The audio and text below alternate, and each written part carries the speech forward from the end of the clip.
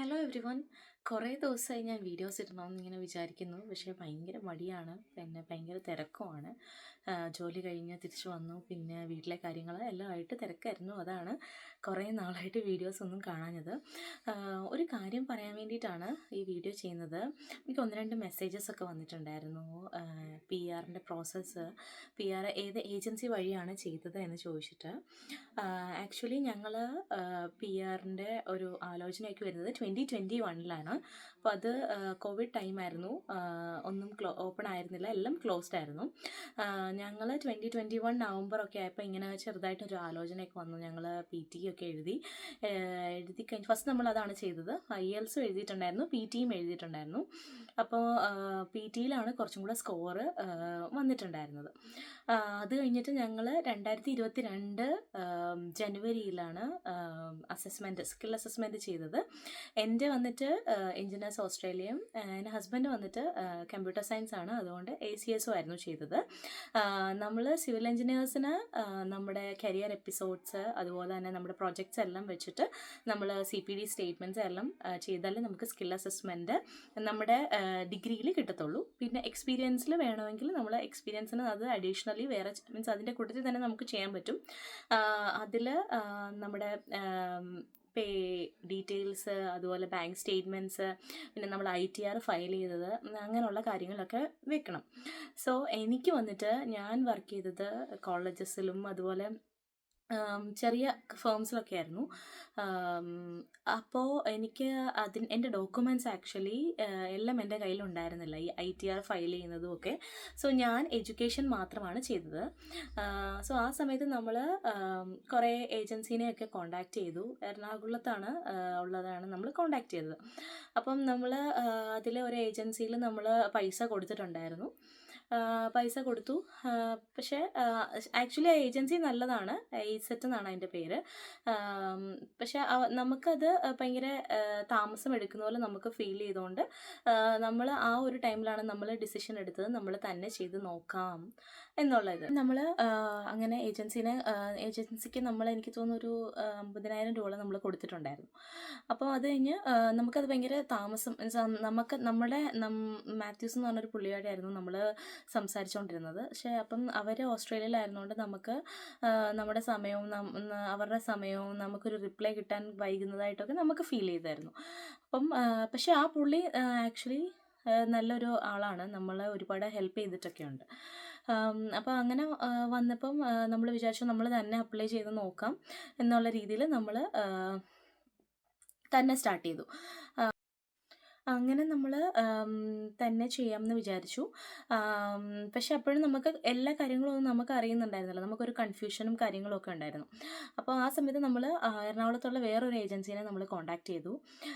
അവരെ കോണ്ടാക്ട് ചെയ്തപ്പോൾ നമുക്ക് മനസ്സിലായി, മീൻസ് അവർ പറയുന്നത് അത്ര അങ്ങോട്ട് ശരിയല്ല.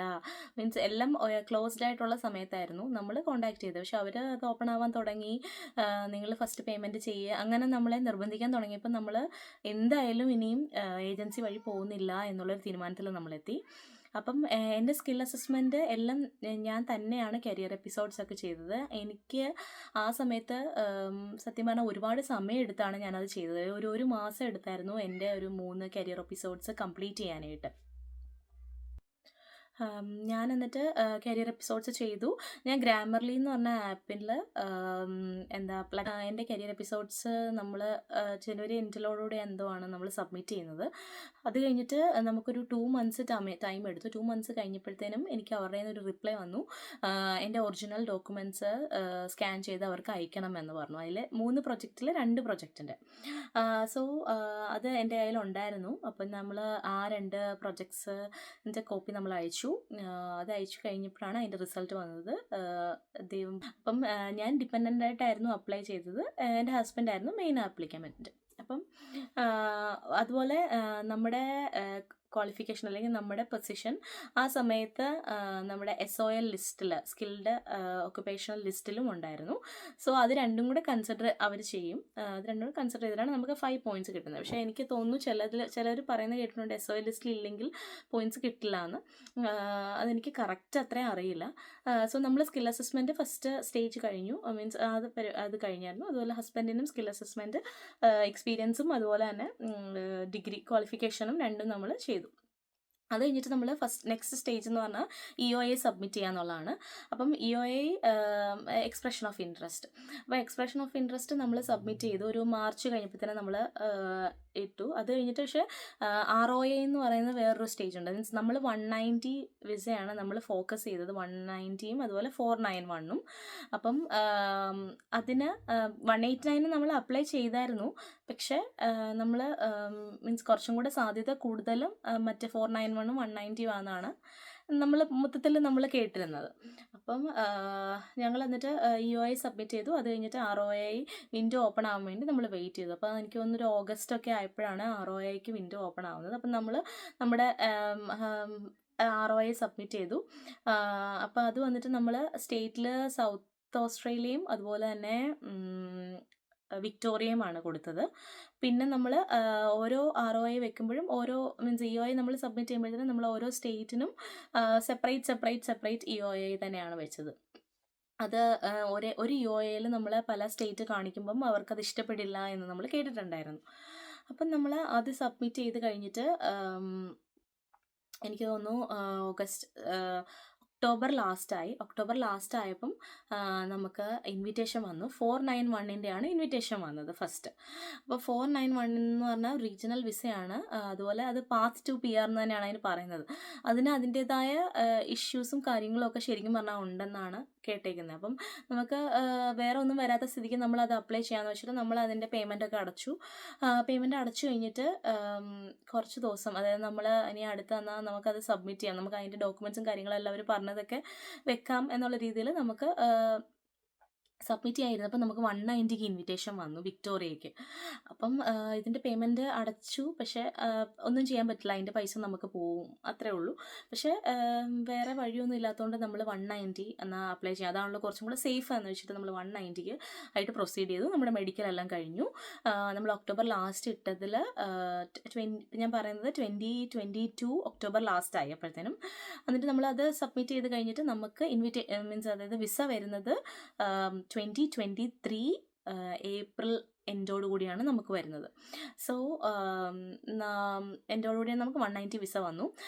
നമുക്ക് ആ സമയത്ത് ഉണ്ടായിരുന്ന പോയിൻറ്റ്സ് എന്ന് പറയുന്നത് 80 ആയിരുന്നു. 5 പോയിൻറ്റ്സ് നമുക്ക് അഡീഷണലി സ്റ്റേറ്റ് വിസ ആയതുകൊണ്ട്, സ്റ്റേറ്റ് സ്പോൺസേർഡ് ആയതുകൊണ്ട് നമുക്ക് അങ്ങനെ ടോട്ടൽ 85 പോയിൻറ്റ്സ് ആയിരുന്നു ഉണ്ടായിരുന്നത്. എന്നോട് ചോദിച്ചവരോടൊക്കെ എനിക്ക് പറയാനുള്ള വേറൊരു കാര്യം എന്ന് പറഞ്ഞാൽ നമുക്ക് തന്നെ അത് ചെയ്യാൻ പറ്റും.